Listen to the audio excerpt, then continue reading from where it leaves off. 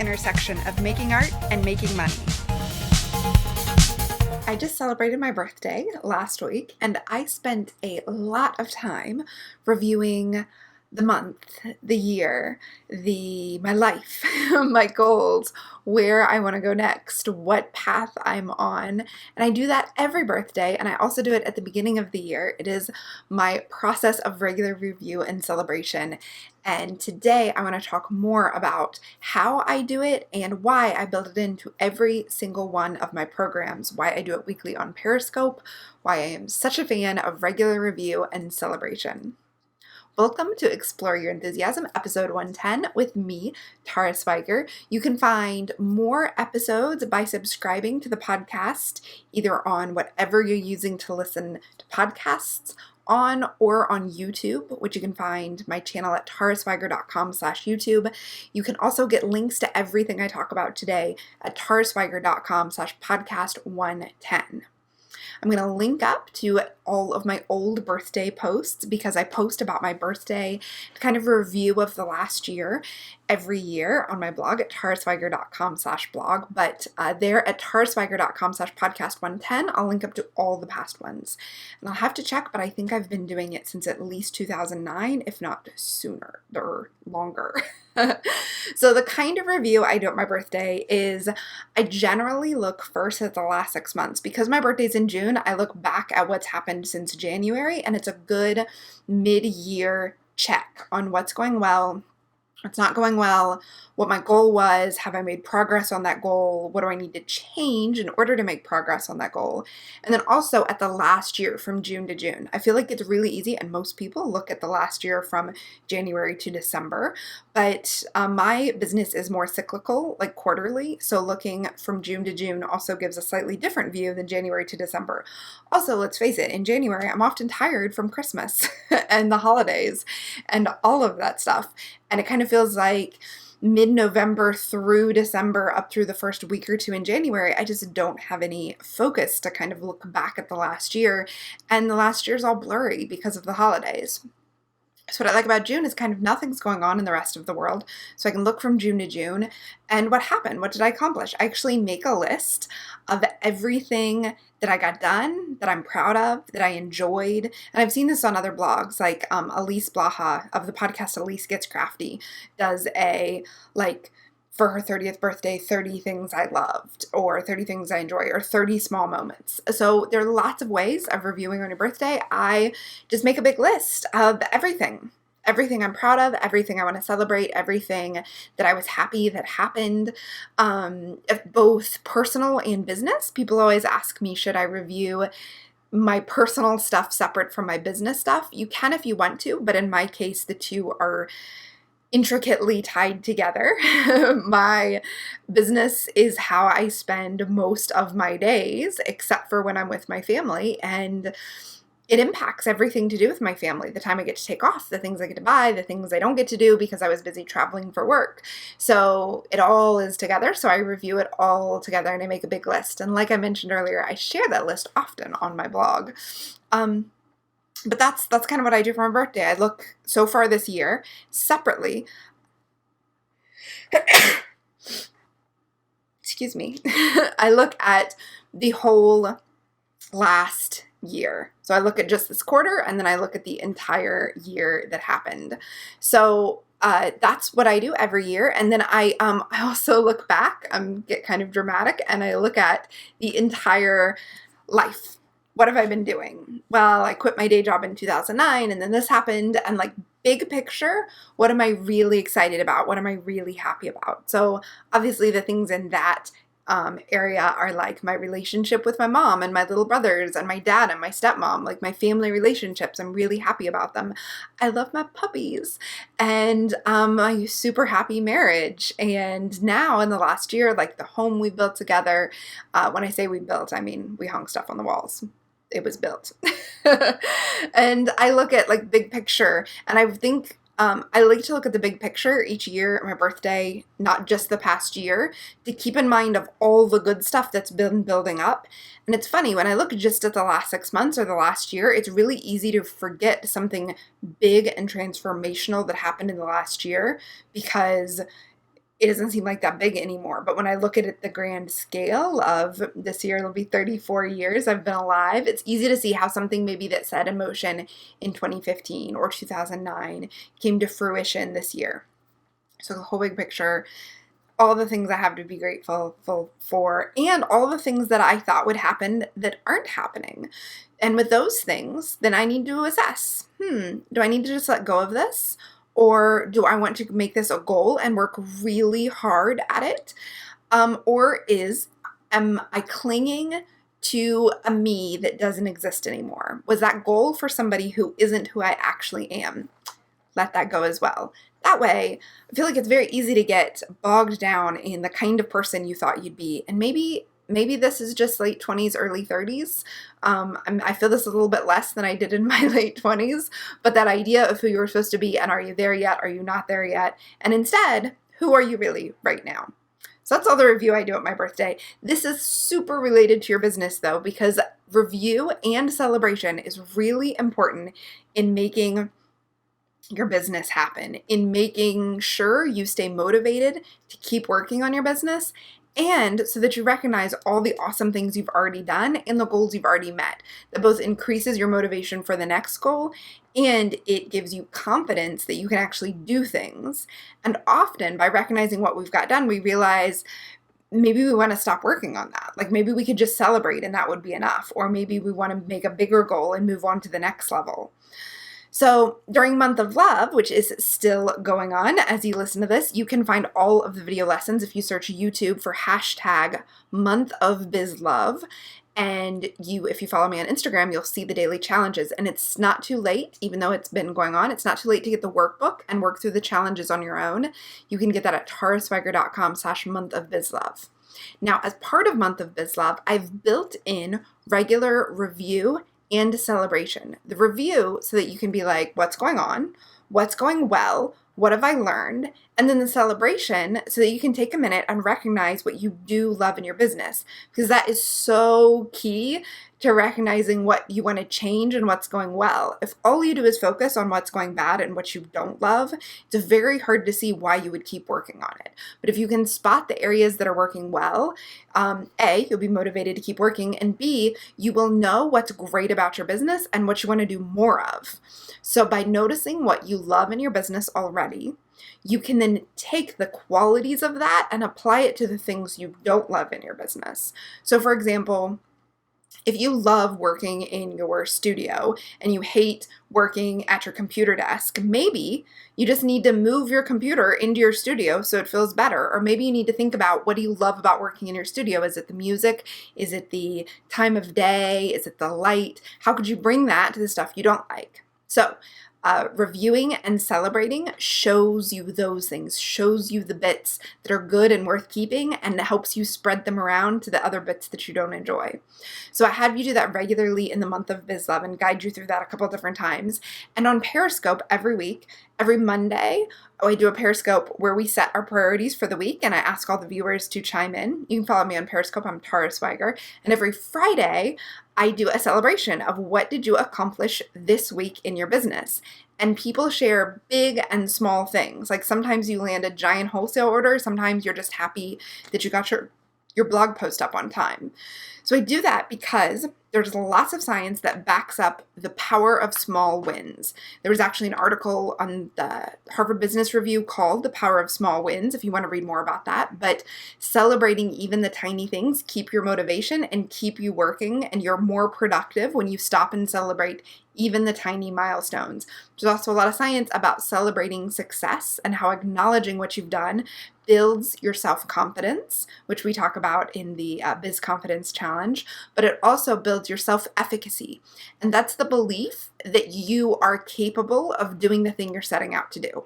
That's what self-efficacy is. And by celebrating what you've done already, you build your belief that you'll be able to do the next thing. That's super important, because without self-efficacy, you actually won't take any action. You won't feel motivated to do it at all. That's not just in your own head. That's how people are built. We don't want to do things that we think we're going to fail at. So by celebrating what you succeeded at, you're more likely to do the next thing. So that is what I do, how I've built it into the Month of BizLove.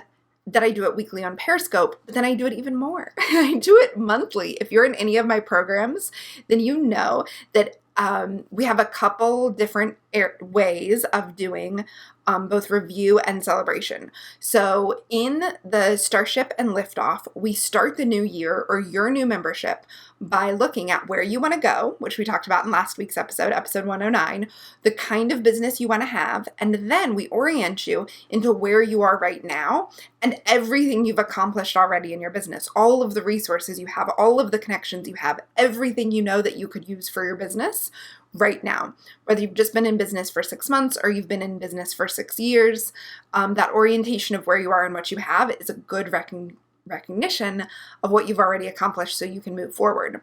And then we you think about what kind of business you want to have, what your mission is, you break it down into goals.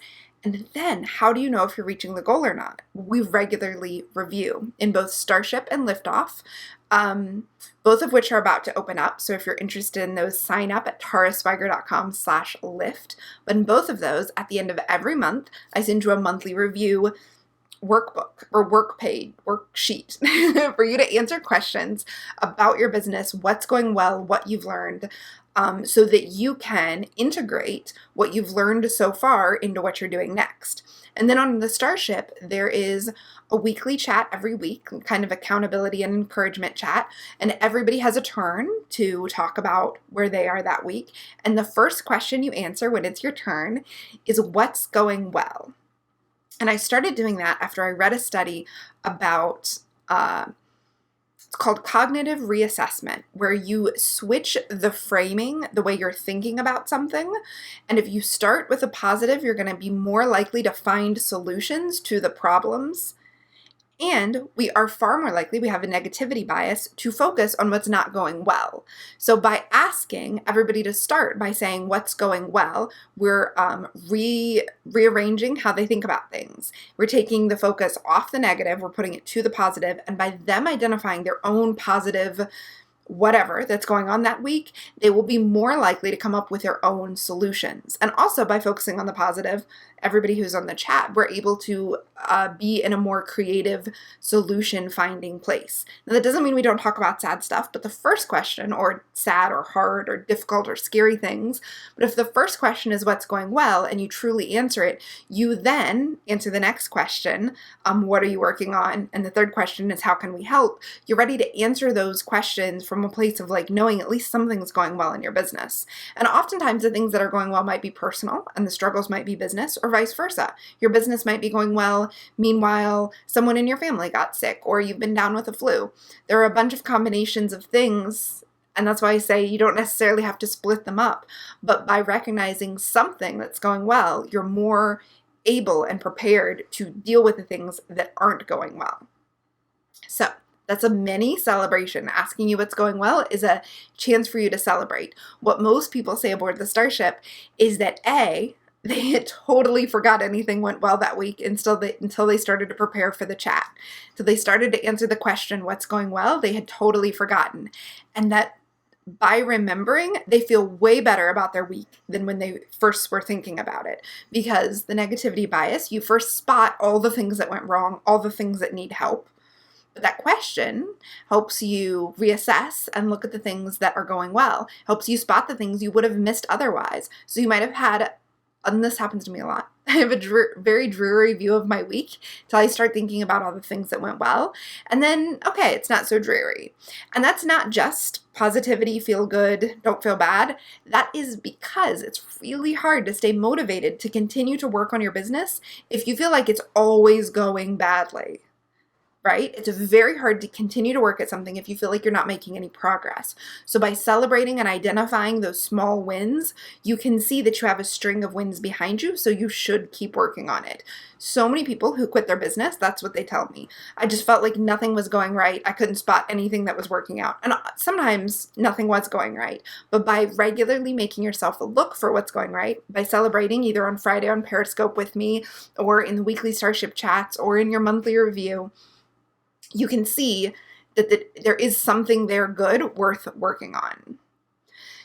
So In the monthly review, I ask a couple questions I'm going to share with you guys so that you can think about this. You can apply it to if you've got a birthday coming up, you can look back the last year.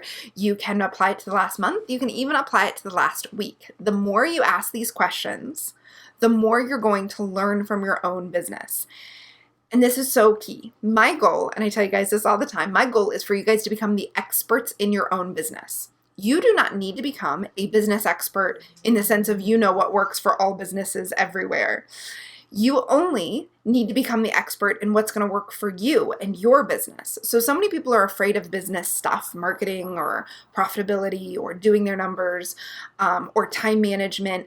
And yet you don't have to learn everything. You just have to learn what's going to work for you. It's not scary if you think what's going to work for me and my business, right? So I want you to become the expert in your own business. And the way you do that is by learning from your own business.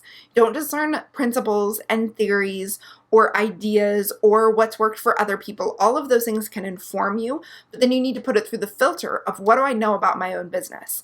If somebody says, I increased my sales because I used Pinterest, and yet you tried Pinterest and it didn't work for you, you need to put it through that filter. Maybe you were doing the wrong things. Maybe you could try something else, but maybe what the person is telling you is just not helpful for you, right? If I say I love Instagram and I use Instagram and it grew my business this much, if that's not true for you, you need to know that. And by putting things through the filter of what's worked for your business, you will filter out a bunch of stuff that's annoying. You will filter out a bunch of stuff that is stressing you out. You will filter out a bunch of feeling scattered and overwhelmed by all the information that is out there. I hear from people all the time that say they have information overload when it comes to business stuff. I get it, but there's a solution. And the solution is filter everything through what you know what works for you and through what you've learned from your own business. So how do you learn from your own business? You look at it, you review it regularly. You see, what is it teaching me? What lesson did I learn this month? So here are some of the questions in the monthly review. What went really well in your business last month? And what didn't go as planned? What did you think was going to happen one way and it went the other way? And then what did you learn? That's how you learn from your business. You ask yourself, what did I learn in the last month? You make a note of it, and then you integrate it to the next thing you do in your business. Also, what goal did you reach last month? If you set a goal and you reached it in the last month, you might have already forgotten about it, so take a minute, celebrate. And then also, what else do you want to celebrate? What happened that you want to celebrate or just take a minute to acknowledge was good that it happened? And then I ask you to think about your numbers, like how much did you have in sales? What did you have in profit? And how does that compare to your goal? If you had a goal about how much money you wanted to make, how does that compare? This is not to beat yourself up for not getting everything. This is simply to get clear so that you know the difference. What happens a lot of times when people report back on their monthly review is they say, oh my goodness, I was totally avoiding my numbers and feeling really bad about my business this week. And then I did the numbers and I realized I had more sales. One person just recently said, this was my biggest sales month ever. And I was putting off doing my numbers because I was in a bad mood. So she made more than her goal. Other people will say, though, I came way closer than I thought. I thought I fell short, but I came way closer. Sometimes they're like, man, there's a big gap, but now I realize it was because X and Y.